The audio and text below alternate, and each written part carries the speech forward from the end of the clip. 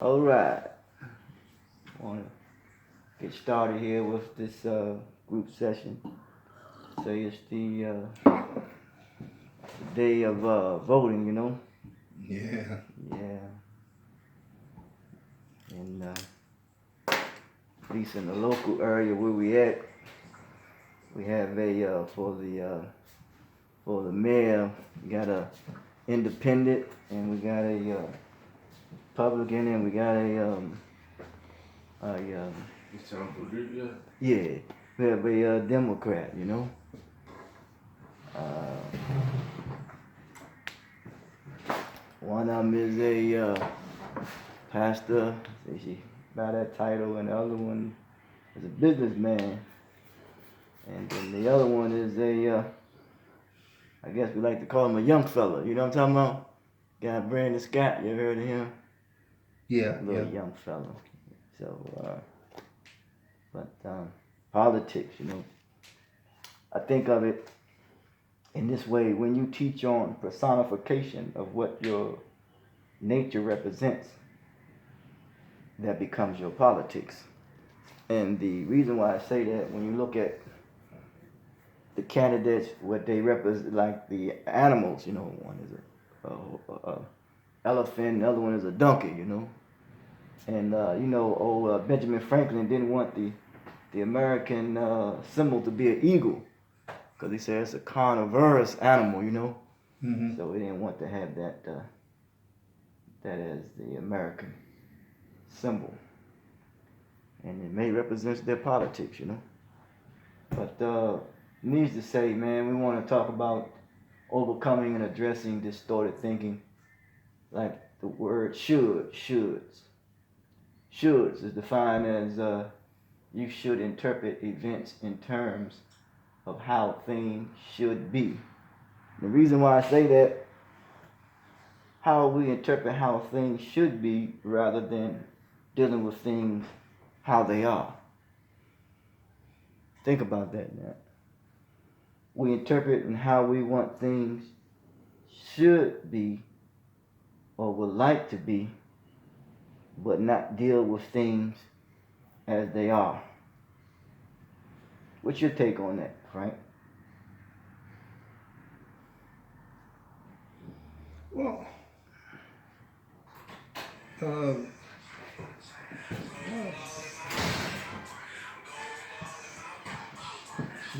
we do a lot of things that are for an immediate solution. That's why. Please, brother. Is what? Go ahead, please, brother. Yeah. Go ahead. And some of our behavior goes to either category. I think. I mean, I think there are times when you do things that you imagine for the future, for the betterment of the future. Mm-hmm. And other times you're just dealing with the immediate problem. Mm. Yeah. But okay, what's your take, Elijah? You know, like you say, you think things should. This is how you think things should go. And but then again, that's not how they are. You know, like say for example, man, I think I should be able to do this, but then all of a sudden you say, nah, man, I gotta look at what I need to do right now. You follow me a little bit? Yeah, you know, and that's a challenge though, because we want things, you know, like I said in the media, we think things how they should be, but that's not how they are. The question is, can we approve upon those things how we want it, you know, how we think it should be? Say, for example, I think I should be more ahead in my life and where I am right now. So that means I must take certain steps to try to put myself in a better position where I can, you know, get to a point in my life where this is where I would like to be. So it must be some goals or some plans or some objectives or so forth and so on that must be set to put that in the motion, you know. And I think the first thing that we need to do is to change the attitude about, you know, how we see ourselves, you know, how we see the world and how we see others, you know. And because things ain't gonna always go the way we want them to go. We know that. So therefore, it's required upon us to make the necessary adjustments, you know. So therefore, or rather than simply focus on what I should do well, and if I don't do it, we get to a point where we say that we are a failure, in which we are not. You know, we have not failed.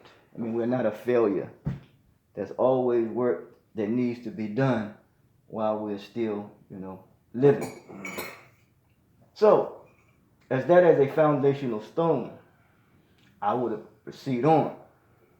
The thing is, though, I realize that which we give our most attention to is that which has power over us.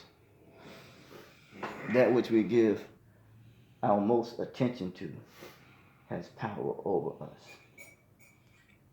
What's your take on that? Everything is open. That which we give most attention to is that which has power over us. Is this what we care about? Okay. Something that we care about, yeah. Okay. Anybody else? So is that like saying, if you pay a lot of attention to your children, right? Mm-hmm. Is that saying that they have some sort of power over us, or like is it a figurative power? It's not absolute, or it's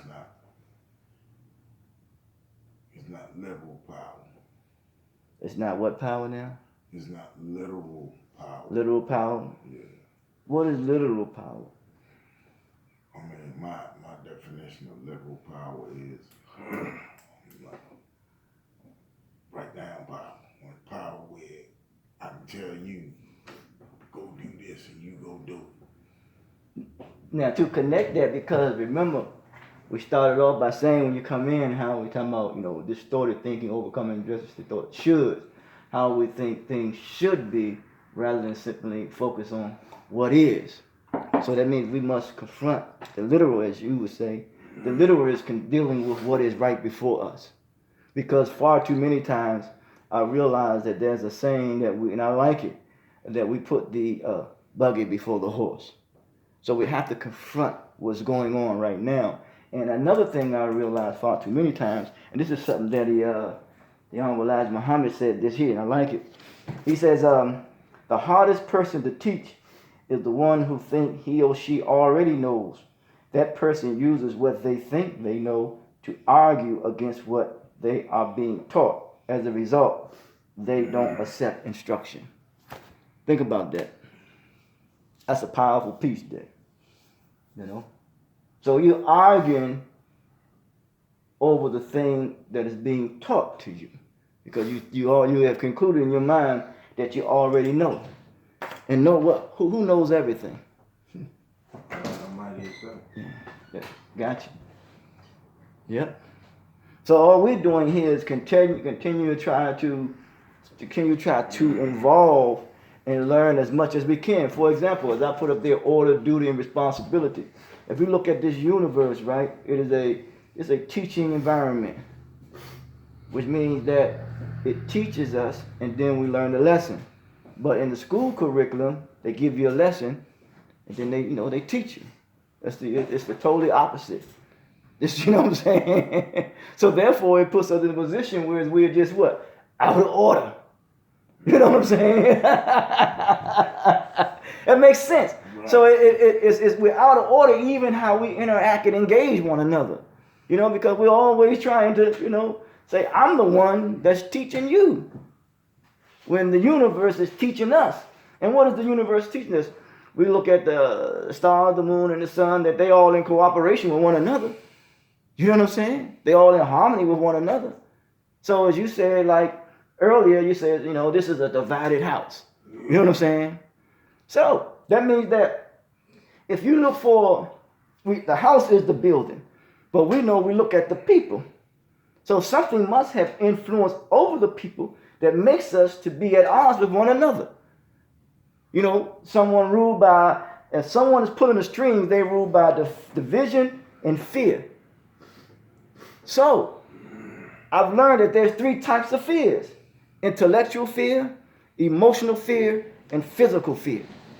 Because if you see someone and he's like buffed up, you know what I'm saying? It can read some type of fear in you, you know? So you take an approach to them. Then you got emotional fear. Emotional fear is like, man, I'm not around certain people because emotionally, I don't know how I'm going to react and respond if he do something wrong to me. Huh?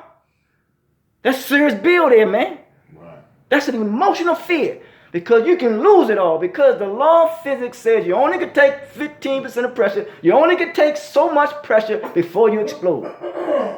So why not avoid yourself or distance yourself from that? Because your emotions going to get out of hand. And when your emotions get out of hand, then the other person's emotions get out of hand. Then y'all wind up harming each other, hurting each other. And to the extreme, someone may get hurt real badly.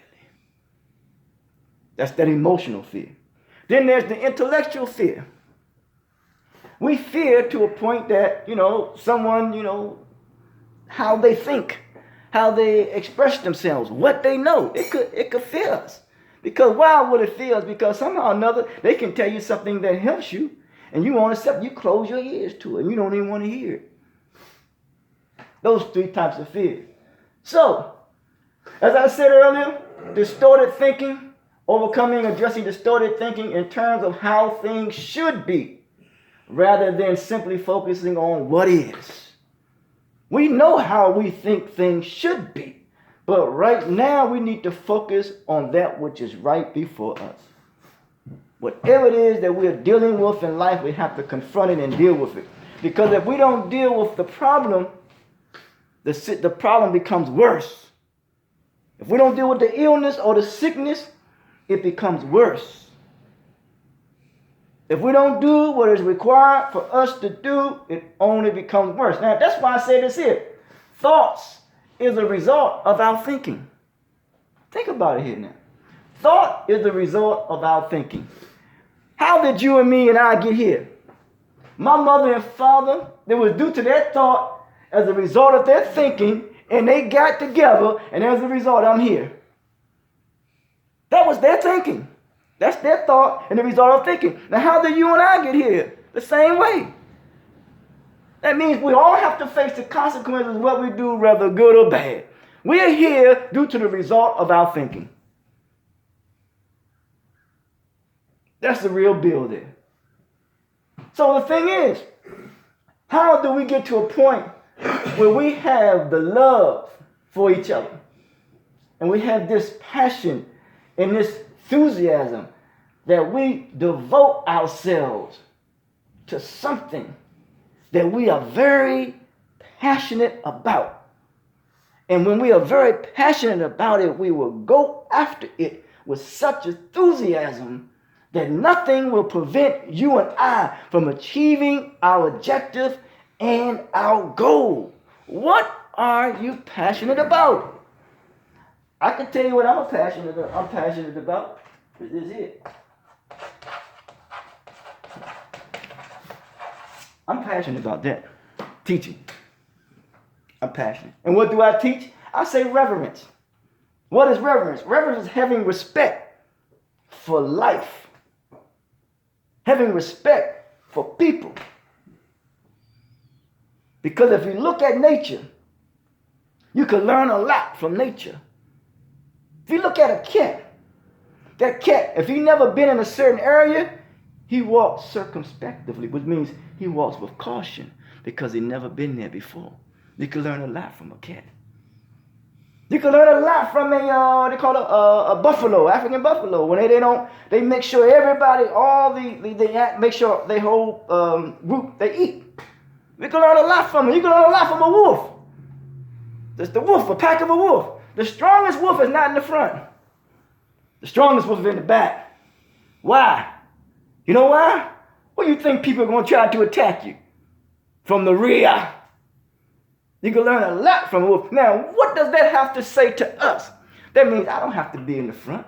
If I'm in the front in the limelight, that don't mean, that's not saying that that you're better than me because you're in the front. No, I could be in the background hidden. That don't bother me. So what do we need? That means we got to keep our egos in check. If we look at a little baby, the baby is born fragile. Then all of a sudden, the baby starts to get up some strength and stand on his conviction. He stands on his own 2 feet. The baby, we can learn a lot from the baby. We can learn a lot, man, from just interacting and engaging one another. For example, any of us here, we know that who we best think that we can relate to and interact with in this house here. Now, the thing is, though, we got to be careful that we don't do this to one another. Use and abuse each other. That's what we got to be careful of. Because we can prey on each other. I'm talking about P-R-E-Y. Like animals. That means we use and abuse one another. Which means we take advantage of one another. We take advantage of one's vulnerability.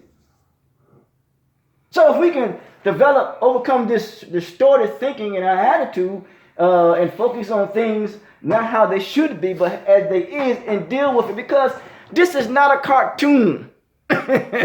This life is not a cartoon. You ain't coming back. It's not a movie. Then some would say, yeah, I've been here before. Yes. The soul, man, the soul never died. The body dies. The soul never died. So we're coming back, keep learning lessons after lessons after lessons after lessons. Yeah. So we have to deal. Is there an ideal situation? Let's look at this. An ideal situation is the best thing that could ever happen to you. What is the best thing that ever could have happened to you? I got many of them, but y'all can tell me what's the best thing? Huh? I know. I got a whole slew. Tell me about it. That's right. That's right. Talk about it. If my health were better, I'd be in much better mood all the time. Mm-hmm. Yes, sir. Anything else? Money. Mm. Yeah. Yeah. Because it's financial stability. Yep. Mm-hmm. Yep. If I had great wealth, I had the wisdom to manage that wealth. Yes, sir. I had spiritual connection with all that is alive. If I could maintain balance with all that's alive and with the Creator, if I could find the right people to surround myself with at all times, advisors, genuine friends, entertain myself with. Yes, sir. Definitely have a sense of humor. Meet the right lady friend who completes me in every way. Yes. If I could, open up like a not a church but like a independent spiritual center where people could come and worship, and celebrate. I'm already ordained as a minister. But I would like to expound upon that and make and grow that and see if I could get people in the same position that I'm in. Just to grow the peace of mind piece. Last but not least, man, I just want peace of mind, man. I want to be able to meditate. And when I do meditate, when I come from out of my meditation, I want to have total peace of mind. I wouldn't want anything to, come in between that. That's my peace of mind comes about everything except one thing. And staying clean must come first. So I have to stay clean in order to stay focused and make all of these things happen. So staying clean must come first. Good stuff, man. Thank you, man. Appreciate that. That's good stuff. That's a mouthful. That's real good stuff. So hopefully, while your tenure here or your stay here, that this somehow or another this place could help put you in a position where those things can become a reality to you. I say this personally. I know that when I had my challenges, I realized that the ideal situation, I am at my best. I am at my best when I'm not allowing those outside challenges to come in and influence me. You know what I'm saying? Be it drugs or anything else. You know what I'm saying? I am at my best. That means if I'm at my best, it becomes the ideal situation that places me in a better position to excel and succeed. And therefore, what happens is I had to change the attitude of how I see myself and how I see the world. And one thing I must have here is, they call it restraint. Restraint. Because when I have restraint, I have resolve. Huh? So it's going to require for me to strengthen my restraint. Because if there's anything when it comes to issue resolve, it is based on one's character. Character. Because character is the outgrowth of one's humanity. Hear what I just said. Character is the outgrowth of one's humanity. So I had to have restraint. Because when you are on a highway or a street, they say the speed limit is what? 35, 55, or 65. And it says if you exceed that, you're going to get a what? A ticket. That means you exceeded the limitations, the limit. You know what I'm saying? So that's what we are challenged with. When I said emotionally, if we got too much emotion and not enough logic, there is no balance. There is no balance. So we got to find the balance so we don't exceed it. Now, we always say this, well, we talking about people call the garden, variety. That which was kicked out was this here. The attitude. The wrong attitude is kicked out. So we got to kick the wrong or get the wrong type of attitude about ourselves, about the world. We got to get that kicked out. If we don't deal with that attitude that we have, the wrong attitude that we have about ourselves and about our world, man, listen, you ain't going to go but so far. You ain't going to go but so far. Don't deceive yourself. Because it says, and you said, he cannot be mocked. It says he's not a liar. He cannot be mocked. So we must not make a mockery of ourselves. We must not make a mockery of this time. We must not make a mock. Let me tell you one thing I realized too. Even when we interact with one another, we got to be real. So we could talk about Jay-Z or the rappers, whoever they are, all day long. Whitney Houston, all them guys. I don't know none of them. I don't know them. So how can I revere and admire and respect those people who are dear to me when my mother and father, my mother nurtured me, gave birth to me and fed me, and I got more respect for them than I had less respect for my mother? Where did that come from?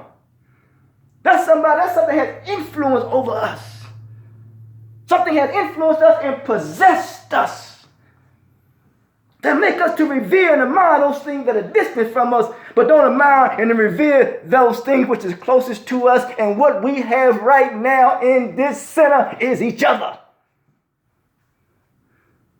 That's what we got to start respecting. Respecting each other, man.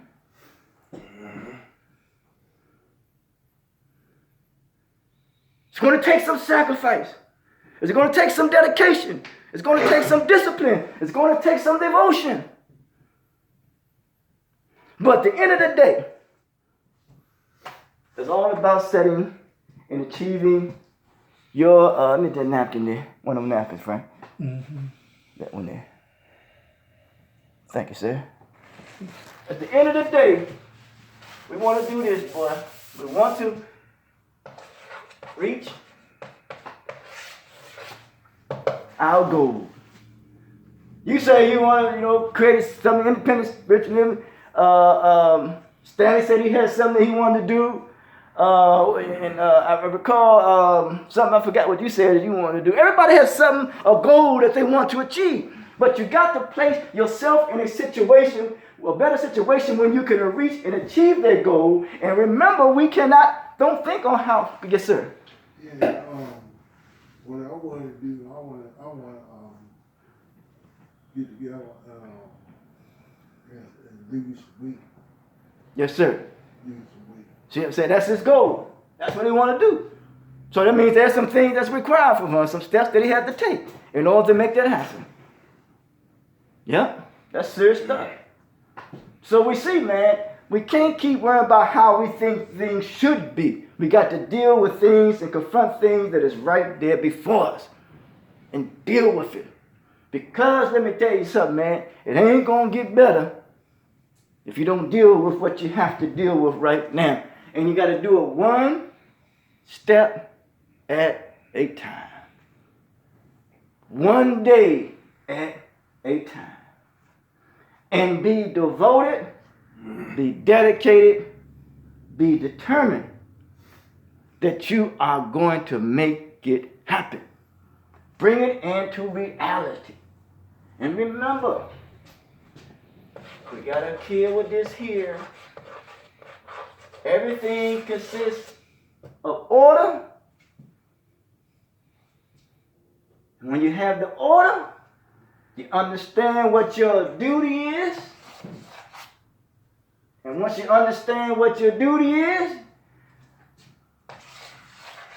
you understand what your responsibility is, and what your responsibility leads to, and you must give what? Account for your actions. It's called accountability. So, how do we overcome distorted thinking based upon dealing with things that is right before us rather than think things how they should be and how we want them to be rather than dealing with that is before us? If you have a tool like a hammer, let's say you got a hammer. What is the primary purpose of a hammer?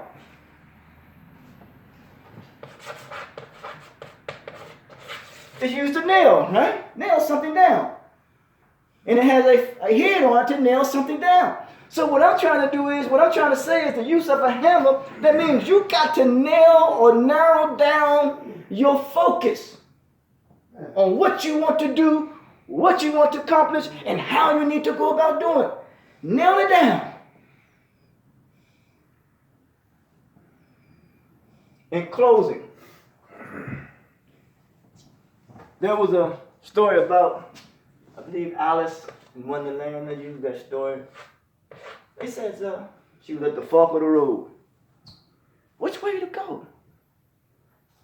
Whatever way you choose, that's your way. And remember, which way you choose, we all have to face the consequences of our actions, whether good or bad. So choose your way and how you want to go about achieving your goals and your dreams and your aspirations, because it's upon you to make it happen. Nothing is going to drop down in the sky. Everything is on you to make it happen. Well, may there be a better you, a better me, a better we, a better us, for the world to see that we are free. And it's a clear example when we are free is when we don't live our life trying to impress others. Just be yourself. Just be yourself. Any questions, comments, concerns, or challenges? Yeah, why y'all didn't wake me up? Yes, sir. Yeah, man. So, other than that, man, session is over. Thank you. Thank you. Yeah. Oh, no problem. Yeah, thank you. I didn't need it.